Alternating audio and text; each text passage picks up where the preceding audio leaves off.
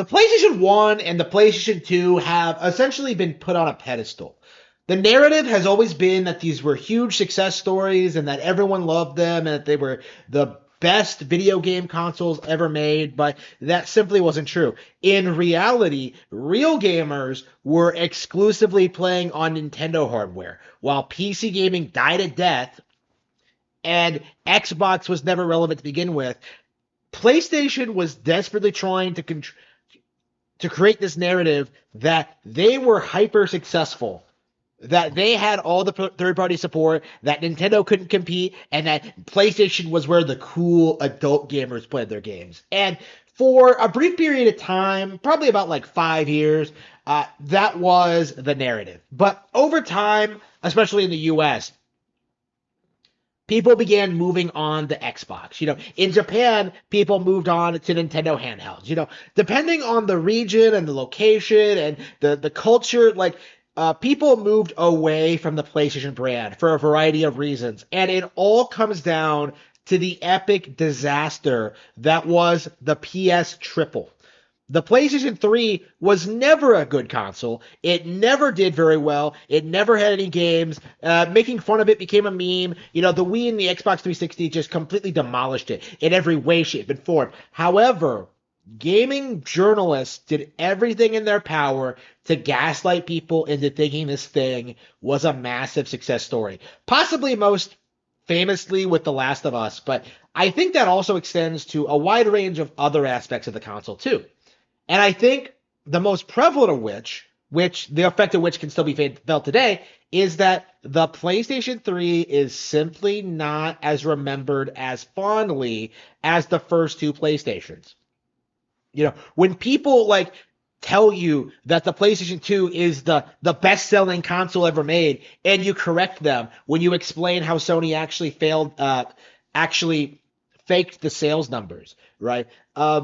People get upset with you. They get really uppity. They get angry, because they don't like being called out on Sony's blatant, easily exposed lie, right? That's been a trend for the first two PlayStation consoles for the past several years, right? But with the PS3, there really is no hiding the fact the console was a massive disaster for the company. You look back at all these major releases, you look back at like the $600 price tag, you look at the long history of no games, you look at just how many people overwhelmingly prefer Xbox over it, and you just come away thinking that, yeah, the PlayStation 3 was a complete and utter disaster for Sony, and they've never recovered from it.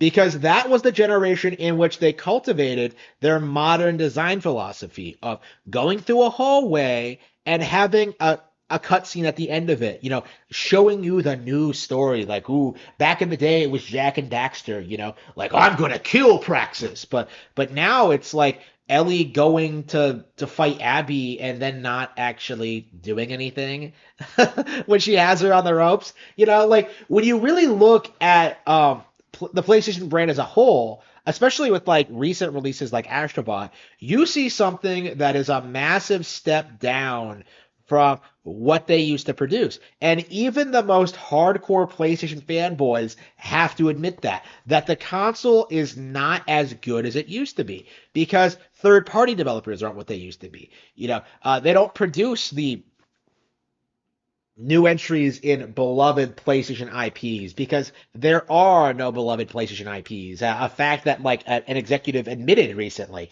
You can't have remakes like Final Fantasy VII Rebirth because they're just gonna bungle it and completely miss the point of what made the original successful to begin with.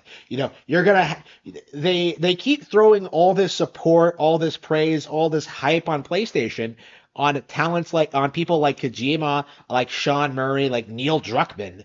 But the reality is, none of these people are relevant in 2024. They don't produce good games. They can't compete with Nintendo. And more, we're seeing that the biggest PlayStation success stories, stuff like Horizon Zero Dawn and Astrobot, they can't even really compete with like mediocre Nintendo products.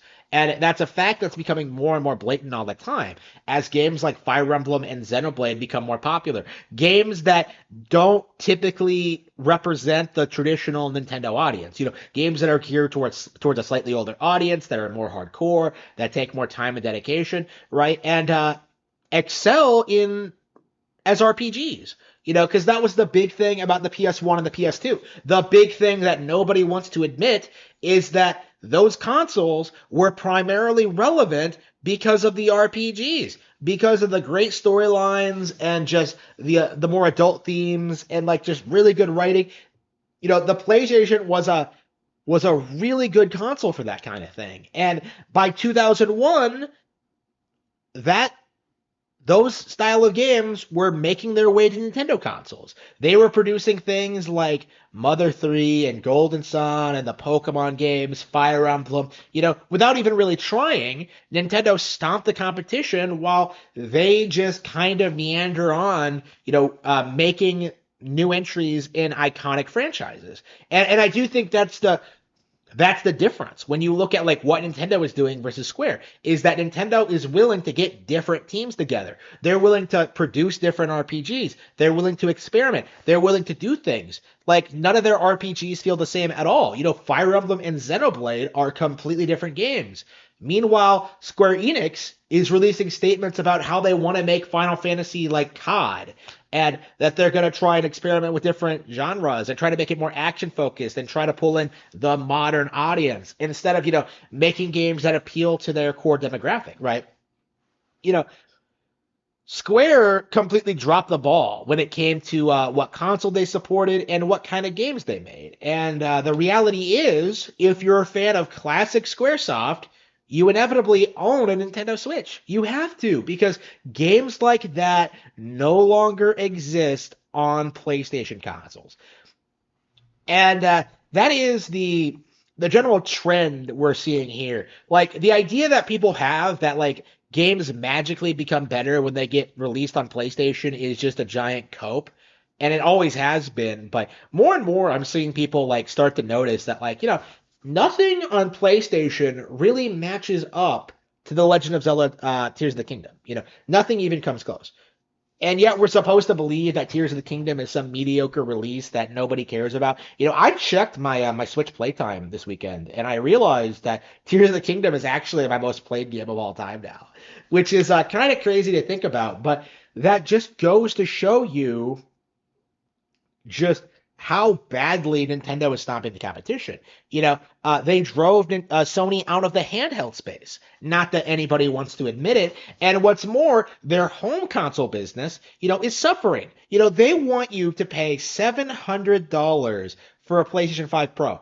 They really think that people are going to churn out a premium for Grand Theft Auto 6. And I do think this is going to be the end of PlayStation, because they're going to keep doing this. They're going to keep demanding hundreds of dollars for their new consoles so you can play them at a premium, expect you to buy another one in 3 years, and just watch, rinse, and repeat, right?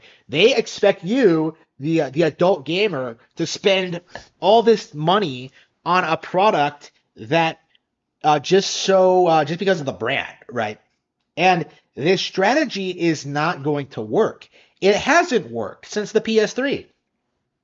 The trend for PlayStation right now is that they're making the same mistake that the Neo Geo did back in the day. The idea of making this super expensive hardware that can play like arcade games in the home. Like it's an incredibly niche thing that's too expensive to be practical. Nobody wants to spend thousands of dollars for something like that. They would rather just go into the arcade, right? So if PlayStation wants you to buy a PS5 Pro so you can play their games, people will just get like a PC or a Nintendo console, right? There is no reason to own a PlayStation in this day and age. And more, they're reaffirming why that is absolutely true. They are showing us why they can't remain competitive. And I think their campaigns to try and gaslight people into thinking something like Astrobot is worth their time. it's all just going to blow up in their face eventually. We saw this happen with Horizon, where they successfully gaslit people into thinking that was like a competitor to Zelda for like 3 years or so, until all of a sudden, when they released the sequel, that the entire thing just imploded, right? Like, and right now, we're in the process of seeing the same exact thing happen to the PlayStation brand as a whole, not just individual series and developers like it has traditionally, but the entire brand. There will come a tipping point where people just refuse to buy new PlayStation hardware. And that day very well may be a lot sooner than you may think. And all of it can trace its history back to what Sony tried to do with the abject failure that was the PS3.